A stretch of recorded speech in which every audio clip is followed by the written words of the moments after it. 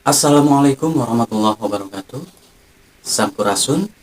Tepang deui sareng simkuring Saiful Alam di Pedang Bumi Channel.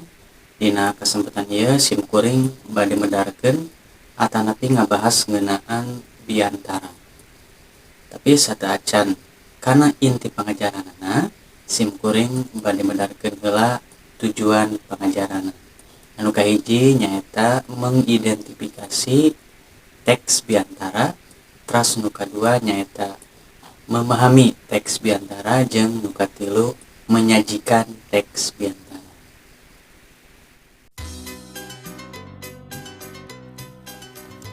Biantara atawa pidato teh mangrupa kagiatan dina nepikeun pedaran kulisan ngeunaan hiji perkara atawa pasoalan nu dilakukeun di hareupeun jalma rea. Dina prakna biantara teh bisa ngaliwatan rupa-rupa sarana. Nu kahiji langsung, nu kadua ngaliwatan radio, TV, jeung ngaliwatan rekaman kaset seperti VCD atau CD. Ditilik tina sina, biantara teh bisa mibanda tilu sifat, nyaeta informatif, propagandistis, jeung edukatif.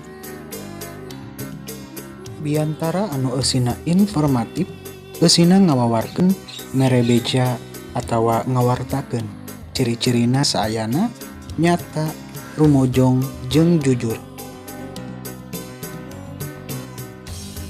Biantara anu sifatna propagandistis eusina ngiklankeun atawa mangaruhan sangkan nu ngadengikeun nurut milu jeung biluk kana naon-naon nu ditepikeun. Cirina dumasar kahayang pribadi, loba rekaanana, ngagedur, mangaruhan, tur matak narik ati. Sedengkeun biantara edukatif mah eusina biasana ngatik tur ngadidik. Cirina saayana asup akal, dumasar paelmuan, ngukuhan bebeneran jeung daria. Di titenan eusi jeung maksudna biantara aya dua rupa, nyaeta nu kahiji biantara formal, anu kadua biantara non formal atanapi pamapag. Biantara formal nyaeta biantara anu eusi jeung maksudna pikeun medar hiji pasoalan. Contohna khutbah atawa ceramah keagamaan, seminar, panyuluhan, kampanye jeung sajabana. Biantara non formal nyaeta biantara anu eusina ngabageakeun atawa mangrupa pangrojong kana hiji kagiatan. Contohna biantara pamapag ngabageakeun tatangga anyar. Sistematika dina biantara ngawengku tilu bagian, nyaeta bubuka, eusi jeung panutup.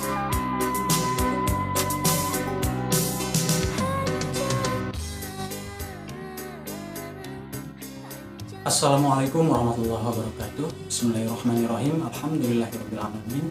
Wa bihi nasta'inu ala umuri dunya wal din wa ala alihi washabbihi ajmain.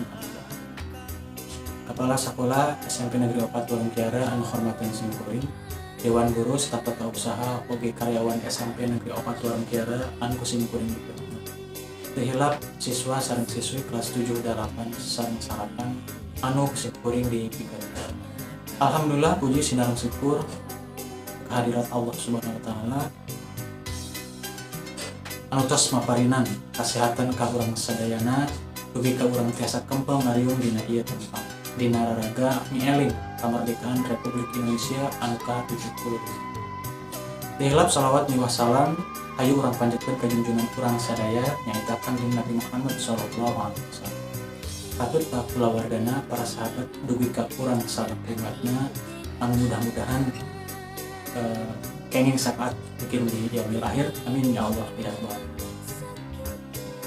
Langkung kipayun ngahaturkeun nuhun ka panitia oge ka pangatur acara anu parantos masihan waktos pikeun sasanggem dina ieu acara. Prayoge kauninga seueur pisan pangorbanan anu parantos dipasrahkeun ku para pajuang urang kapungkur dina ngamerdekakeun negara Indonesia. Kukituna hidup salaku generasi muda tos sakedahna neruskeun cita-cita pahlawan urang ku jalan giat jajah, ku cara giat diajar sacara soson-soson. Pikeun ngaronjatkeun negara urang kapayun leuwih maju, leuwih sejahtera.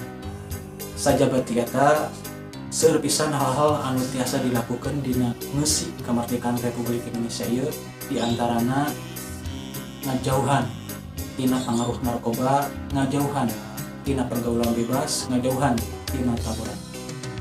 Anu intina hayu urang sasarangan besi kamardikan ieu ku hal-hal anu positif anu guna pikeun diri sorangan, agama, bangsa jeung negara.